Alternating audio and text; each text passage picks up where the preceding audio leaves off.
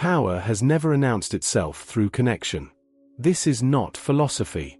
This is observation drawn from every empire, every dynasty, every corporation that has ever controlled outcomes rather than participated in them.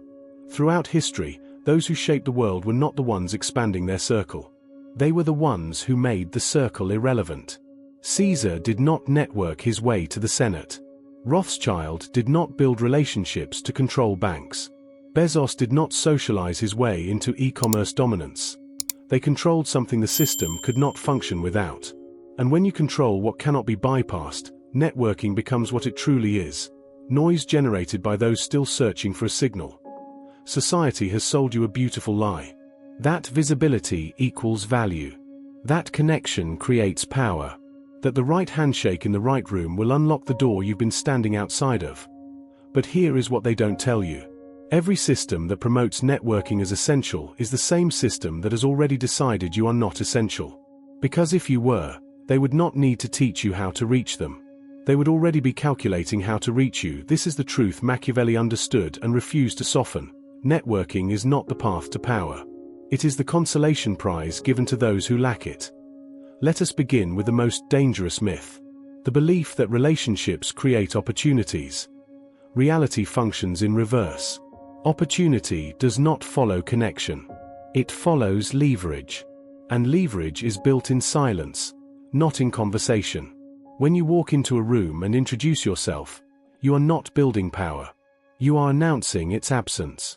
Every hand you shake, every business card you exchange, every let's stay in touch is a data point. And that data point says one thing clearly: I need this more than you do. Power never needs. It is needed. Machiavelli would observe modern networking events: the rehearsed smiles, the strategic small talk, the exchanged LinkedIn profiles, and he would not see ambition. He would see controlled containment. A system designed to keep those with hunger busy, hopeful, and harmless. Because here is the buried logic: if networking truly elevated people into power, it would not be taught openly. It would not be sold in seminars. It would not be the subject of best-selling books. Anything truly dangerous to the structure is restricted, hidden, protected. Networking is promoted everywhere precisely because it threatens no one. Think about what networking actually requires: constant availability, enthusiastic response, maintained rapport. You are trained to be accessible, agreeable, present. And every one of these behaviors signals the same structural truth: you are not the decision. You are waiting for one. To now observe those who actually hold power. They do not return calls immediately. They do not attend every event. They are not trying to stay top of mind. They do not need to. Because in their absence, things stop moving.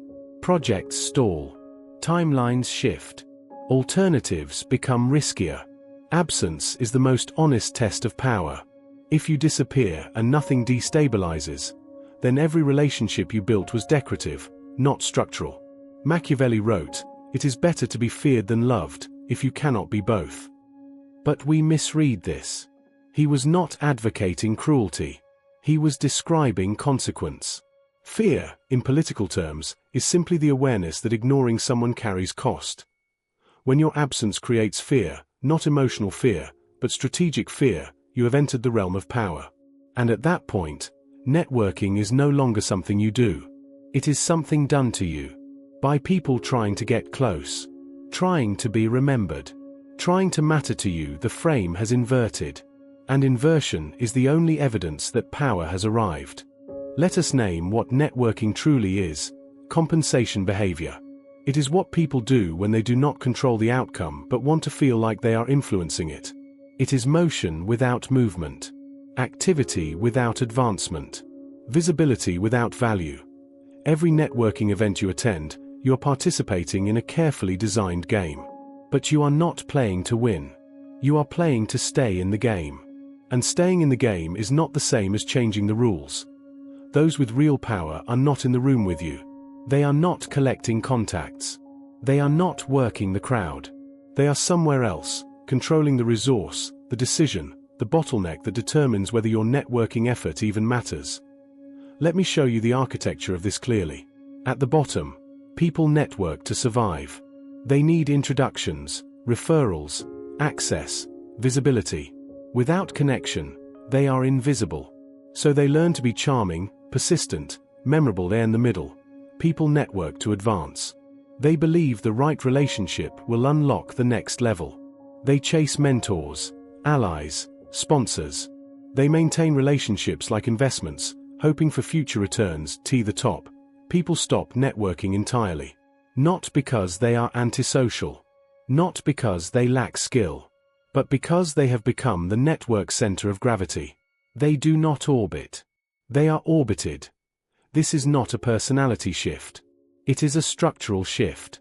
And it happens the moment you transition from being selected by the system to being the one who selects. Machiavelli understood this deeply. In The Prince, he never advised building alliances through charm. He advised building them through necessity. Make yourself indispensable. Control something critical. Create dependency. When dependency exists, relationships are automatic. When dependency is absent, relationships are theater. Ask yourself, in your current position, if you stopped initiating contact, stopped following up, stopped keeping the relationship alive, what would happen? If the answer is nothing, then you have your answer. You are not in a power relationship.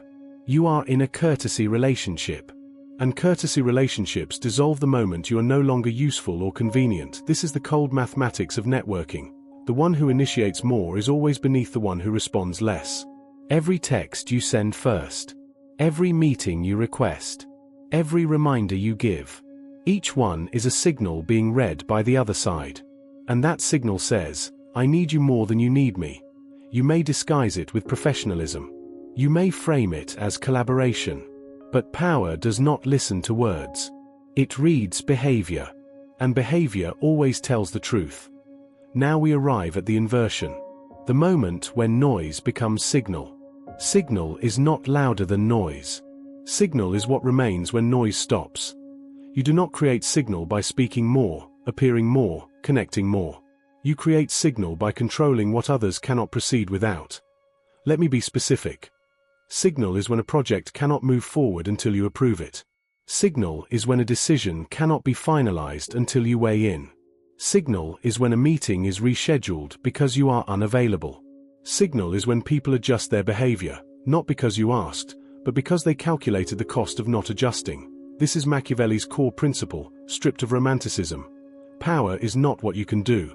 It is what others cannot do without you. You do not gain power by being included.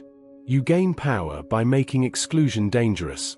And the moment exclusion becomes dangerous, you stop networking. Because others will come to you. Carefully. Strategically. Respectfully. Not because you are likable, but because you are unavoidable. This is why those with real power are selective about access. Every person admitted into proximity is not a relationship. It is a calculation. What do they control? What do they risk? What collapses if they turn hostile? The inner circle is not built through friendship. It is built through mutual dependency on critical bottlenecks. You control timing. I control resources. He controls information. She controls distribution. None of us can move freely without the others. That is not networking. That is architecture, and within that architecture, warmth is optional. Trust is optional. Liking each other is optional. What is non-negotiable is that removing any one piece creates structural instability. So when people ask, how do I get into the inner circle? They are asking the wrong question. The correct question is, what do I control that makes excluding me a mistake? If you do not have an answer, you do not need more relationships. You need a different position in the system. Machiavelli never wrote about networking. He wrote about fortresses, armies, treasuries, and alliances built on fear and necessity. Because those are structural elements. They are not negotiable. They cannot be bypassed with charm. Networking operates in the world of preference. Power operates in the world of necessity. And necessity always overrides preference. Here is what most people never confront. Accessibility is expensive at the top to lower levels. Being accessible is rewarded. You are called responsive, proactive, a team player. But at higher levels, accessibility is decoded as weakness. Why? Because every interaction creates obligation. Every response opens negotiation. Every explanation dilutes authority. When you are constantly available, constantly explaining, constantly engaging, you're training others to believe they have leverage over your time and attention. And time and attention are the only non-renewable resources of power. Those who hold power guard these resources ruthlessly. They do not respond immediately. They do not attend every meeting. They do not explain every decision. Not because they are rude, but because silence is a filter. Silence forces others to think harder before approaching. It raises the cost of access. And raising the cost of access is how you separate signal from noise. When someone can reach you anytime, your response has no value. When reaching you requires effort, timing, and justification, your response becomes currency. Machiavelli knew this. He understood that a prince who explains himself too much loses the aura of inevitability. Authority does not argue. It states. It does not persuade. It decides. And decisions do not require elaboration when they come from a position others cannot challenge structurally. This is why networking becomes impossible at the top. Because networking requires openness. And openness dissolves the scarcity that gives power its weight. Let me make this even sharper. If you are easy to reach, you are easy to bypass. If you are easy to understand, you are easy to predict. And anything easy to predict can be managed, routed around, or replaced. Power requires a degree of controlled unpredictability. Not chaos, but enough ambiguity that others cannot move confidently without checking your position first. This is not cruelty. This is structural necessity. The moment you become too familiar, too available, too understood, you stop being a factor others must calculate. You become background noise. So we return to the title. Networking is noise. Power is signal. Networking is what you do when you do not yet have a position that forces the system to acknowledge you. It is a survival mechanism. It is not shameful. But it is also not power. Power emerges when you stop asking, "Who should I know?" and start asking, "Who cannot afford to ignore me?" That question changes everything. Because the answer requires you to build something the system depends on. A bottleneck. A resource. A decision point. A piece of infrastructure that, if removed, creates instability. When you control that, relationships reorganize themselves around you automatically. Not because you are charming. Not because you network well. But because ignoring you becomes a strategic error.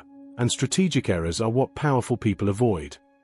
Machiavelli would tell you this. Do not seek to be loved by many. Seek to be necessary to the few who decide outcomes. Because the many do not decide. They observe, comment, react. The few decide. And the few only care about one thing. Who can they not proceed without? If you are not in that category, then every handshake, every dinner, every introduction is provisional. You are tolerated. You are included. But you are not retained. And retention is the only evidence that matters. So here is the final instruction. Stripped of all comfort, stop networking. Start building leverage. Stop trying to be remembered. Start controlling something that makes forgetting you dangerous. Stop seeking access. Start making access to you valuable. Stop explaining yourself. Start making others explain why they proceeded without you. When you make that shift, networking will disappear from your behavior naturally. Not because you chose to abandon it, but because you no longer need it. And that absence, that quiet, that selectivity, that controlled distance, that is the signal. Everything else is noise.